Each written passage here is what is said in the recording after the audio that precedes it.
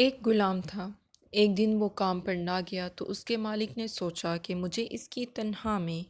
کچھ اضافہ کر دینا چاہیے تاکہ وہ اور اچھے سے کام کرے اور آئندہ چھٹی نہ کرے۔ اگلے دن مالک نے اس کی تنخواہ سے زیادہ پیسے اسے دیے، جو اس نے خاموشی سے رکھ لیے، لیکن کچھ دنوں بعد دوبارہ غیر حاضر ہوا تو اس کے مالک نے غصے میں آ کر اس کی تنخواہ میں کیا گیا اضافہ ختم کر دیا اور اس کو پہلے والی ہی تنخواہ دی۔ غلام نے اب بھی خاموشی ہی اختیار کی تو مالک نے کہا